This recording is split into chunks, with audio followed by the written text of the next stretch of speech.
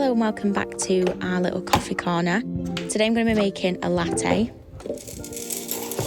I'm going to give you a little bit of a heads up on this one, that unfortunately this was a little bit of a fail for a few different reasons. So I'm trying to see them as learning opportunities, to put it in a positive way.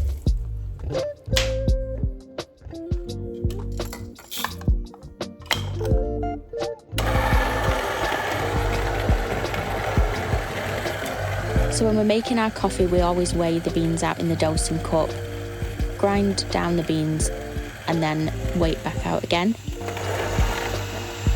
Unfortunately, on this occasion, when I was making my coffee, the scales decided to go back to zero. I'm not really sure why it happened. I don't know if it was just a little too long or just one of those things. But it did mean that I had to do some maths, which is not what I was expecting to have to do whilst making a coffee. Fortunately, we know how much the dosing cup weighs because this is not the first time that this has happened. So all we have to do is take away the weight of the dosing cup, and what we're left with is the weight of the coffee grounds.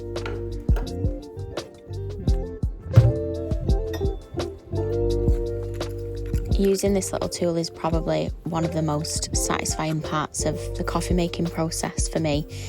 Sometimes I do it for too long, I think.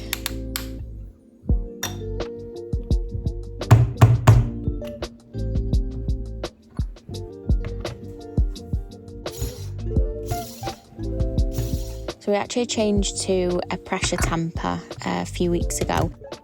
Because I've got such small hands, I wasn't able to reach down and make sure it was level. So using this one makes it so much easier for me.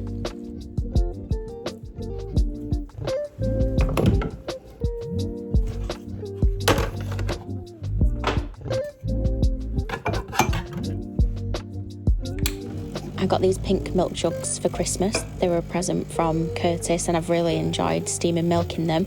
I tend to steam in the darker pink one and then I do sometimes transfer into the baby pink one. I didn't actually transfer when I was making this coffee, but it is something that I have got into the habit of doing.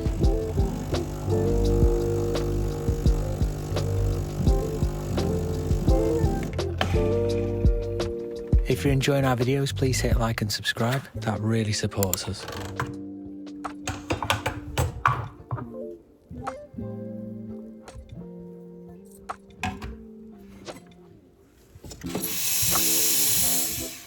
When I first started milk steaming, I was getting a lot of really thick foam. I think I was letting way too much air in it. So it's something that I've really tried to put my focus on, is making sure that I'm not letting those big sort of bursts of air go into the milk.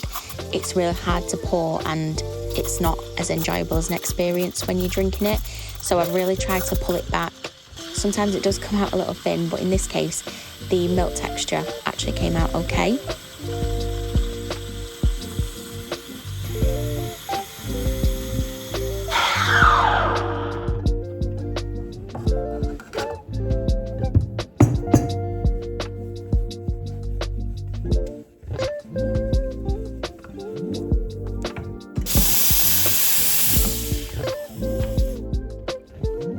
So unfortunately, this is where it actually went very wrong. This has actually happened before, a few times actually, if I'm honest.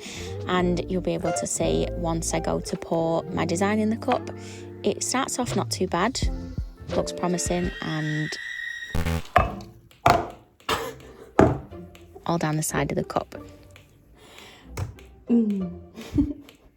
Sometimes when I focus so much on one element of it, I forget to do the other things. So sometimes I'll be focusing on getting the design to spread out in the cup and I forget to tilt it, or I forget to adjust my flow rate.